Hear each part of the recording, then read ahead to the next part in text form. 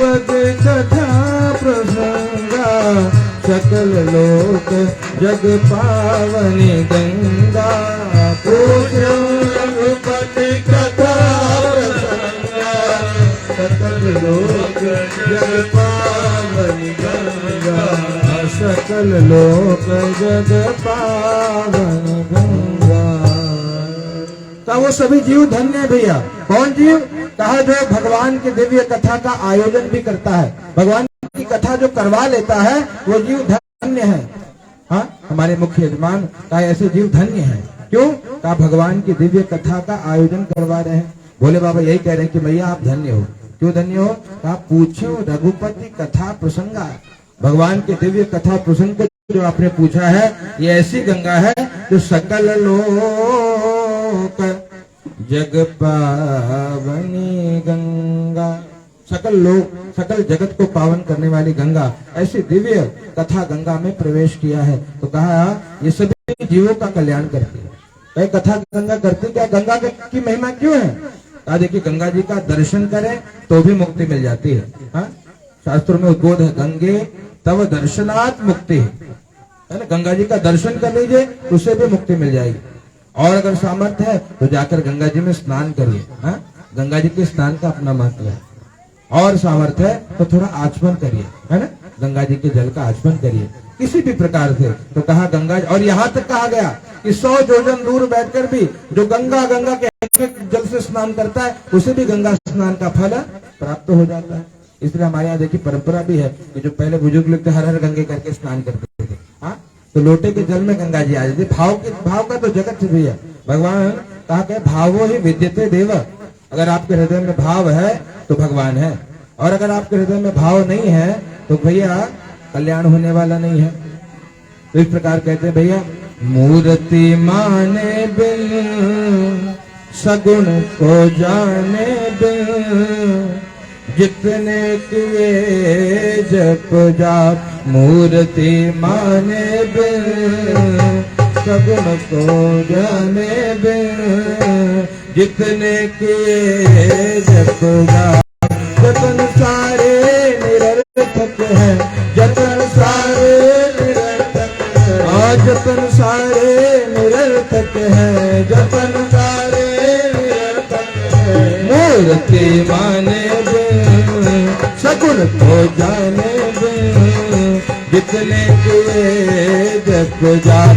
मूर्ति माने बिन सगुण को जाने बिन जितने किए जप जाप। जितने किए जप जाप। जतन सारे निरर्थक हैं, मूर्ति माने बिन सगुण को जाने बिन जितने किए जप जाप। बिना माने का भगवान की सेवा होने वाली नहीं है, और मानने के लिए जानना जरूरी है। मानस में गोस्वामी कहते हैं जाने बिनु न होए प्रतीति, बिनु प्रतीति होए नहीं प्रीति। जाने बिना प्रतीति मतलब विश्वास नहीं होता। हाँ, भगवान है कौन, भगवान का स्वरूप क्या है, भगवान का स्वभाव क्या है, क्यों कथा करें। हाँ, जब तक हम जानेंगे नहीं तब तक भगवान के चरणों में विश्वास होने वाला नहीं है। और कहा इस प्रकार से जाने बिनु न होए प्रतीति, बिनु प्रतीति होए नहीं प्रीति। जब प्रतीति हो जाती है, जब विश्वास हो जाता है तब जाकर के जाने बिनु होए प्रतीति और बिनु प्रतीति होए नहीं प्रीति, तब प्रेम नहीं होता। इसलिए कहा पहले भगवान को जानिए, और जब भगवान को जान जाएंगे तब जाकर के विश्वास होगा। और जब आपको भगवान पे विश्वास हो जाएगा तब भगवान से अपने आप प्रेम हो जाएगा। प्रेम करना नहीं पड़ता, है ना, प्रेम तो हो जाता है भैया, है ना।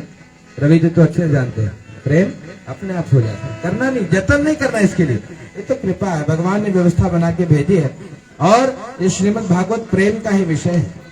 तो जाने बिन न होए प्रतीति, बिना जाने विश्वास नहीं होता, बिना विश्वास के प्रेम नहीं होता। इतना खड़खड़ा प्रीति बिना नहीं भगत दृढ़ाए, जिमे खगपति जल के उसका पैर भी बंद हो जा रहा है चिकनाए। बार बार। बोलिए उनसे, मैं कल से ही बोल रहा हूँ लाइट का दिक्कत। प्रीति बिना नहीं भक्ति दृढ़ाई, है ना। बिना प्रीति के भक्ति नहीं होती। जहाँ प्रेम होता है वही भक्ति होती है, और जब भक्ति हो जाती है तब जीव का कल्याण हो जाता है। ऐसे भगवान की दिव्य कथा है भैया। और कथा प्रारंभ होती है व्यास जी के द्वारा रचित सुंदर भागवत में ईर्ष्या डाह से रहित परम धर्म का निरूपण किया गया है। हाँ?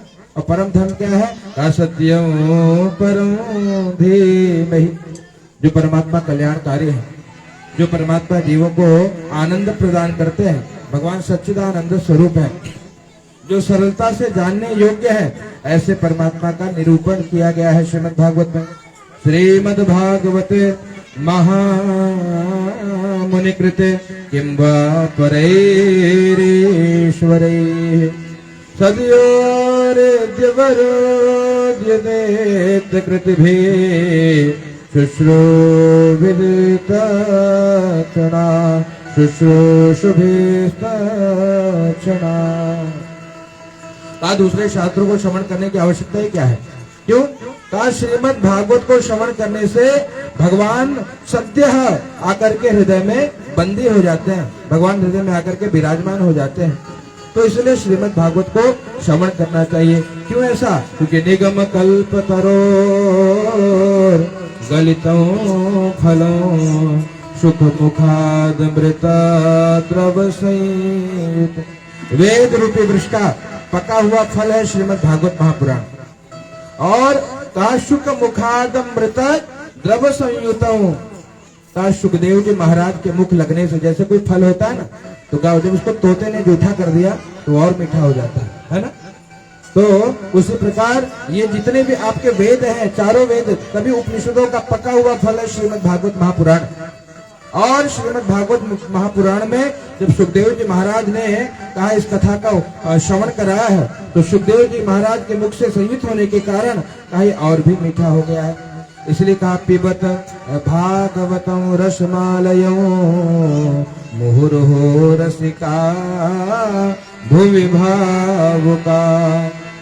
देखिए यहाँ शब्द आया है रसिका और भावुका। ये भगवान की कथा है, वो रसिक जनों के लिए है, भावुक जनों के लिए है। ये कथा सबके लिए नहीं है। कहा जिसे प्यास लगी होती है ना, वो जल के महत्व को जानता है ना। प्यास लगी ही ना हो और आप ले जा करके उसे आप जल पिलाओ, तो क्या कोई जल पिएगा आपका? नहीं। अगर कोई रसिक है, इसलिए आपने कल श्रवण किया कि श्रीमद् भागवत जी की कथा जब गोकर्ण महाराज ने धुंधुकारी को श्रवण कराई है, तो मुक्त कौन हुआ? केवल धुंधुकारी पहली कथा में मुक्त हुए। क्यों?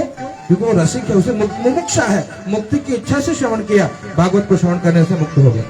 लेकिन क्या वास्तव में विचार करिए, आप हम मुमुक्षा की भावना से कथा कर रहे हैं? बिल्कुल नहीं। संसार के जीव तो भगवान की भक्ति भी इसीलिए करते हैं कि भगवान थोड़ा बेटे का विवाह नहीं हो रहा है, थोड़ा देख लेना, है ना। और विवाह हो जाए तो जरा पोते का मुख देख लो, भगवान इतनी कृपा कर दो। पोता हो जाए तो बस पोते का विवाह हो जाता, तो भगवान एक बार अपने पोते की भी बहुरानी घर में आ जाती, उसका मुख देख लेता और आनंद होता। उसके बाद उसके भी बच्चे आ जाते तो थोड़े जीवन में चकाचक आनंद होता। हाँ, तो इसके लिए लगता है हमको 1000 वर्ष की आयु भी अगर ईश्वर ने दी तो वो भी कम पड़ जाए। ये जो तृष्णा है कभी तृप्त होने में नहीं देती भैया। तृष्णा के कारण सभी जीव इस संसार में दुखी है। इसलिए श्रीमद् भागवत कथा क्या है? कहा मोहर हो रसिका भुवि भावुका। कहा जितने भी रसिक जन है, जितने भी भावुक जन है, वो श्रीमद् भागवत की कथा को श्रवण करें। और क्यों? और इसमें कहा पिबत भागवतम। एक तो बता रहे हैं कि ये फल है ना, वेद रूपी वृक्ष का पका हुआ फल है, और फल को बता रहे खाओ मत, वो पी लो। हाँ, कितने आश्चर्य की बात है। वेद व्यास जी महाराज कहते इसे केवल पीना ही पीना है। तो ऐसे भगवान की दिव्य कथा है। और कथा प्रारंभ होती है नैमिषे निमिष क्षेत्रे ऋषयः शौनकादयः सत्रं स्वर्गाय लोकाय सहस्र सममासका।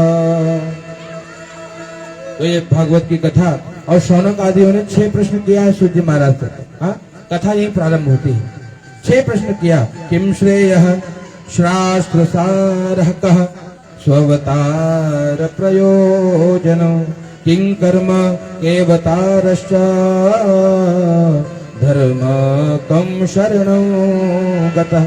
6 प्रश्न किया, और जब प्रश्न किया है तो सूर्य जी महाराज कहते रुकिए भैया, इसका उत्तर दूंगा जरूर आपको, लेकिन पहले मैं श्रीमद् भागवत का मंगलाचरण कर लूं। तो सुखदेव जी महाराज कहा, यहाँ पर सूर्य जी महाराज मंगलाचरण करते हैं और सुखदेव जी महाराज का पावन स्मरण करते हैं। यम प्रव्रजन्तमनुपेतम पेत कृत्यम द्वैपायनो विरह कातर जुहाव पुत्रेति तन्मयतया सर्वोऽभिनेदुः तं सर्वभूत हृदयं मुनिमानतोऽस्मि। सुखदेव जी महाराज का पावन स्मरण किया है। और सुखदेव जी महाराज का आपने उनकी कथा श्रवण करी है क्या, कि वेदम जी व्यास जी महाराज के घर जब सुखदेव जी का प्रागट्य भया, और सुखदेव जी महाराज का कोई संस्कार नहीं हुआ, सुखदेव जी महाराज चल पड़े, घर छोड़कर परिवार छोड़कर निकल पड़े। और वेद व्यास जी महाराज कहा यहाँ वृद्ध हो गए हैं पुत्र मोह के कारण। पुत्रेति तन्मयतया सर्वोऽभिनेदो तम सर्वभूत हृदय मुनिमानतोऽस्मि। कहा अपने पुत्र को बुलाते हैं कि हे पुत्र जाओ मत, हे शुक मत जाओ, हे शुक मत जाओ, मत जाओ।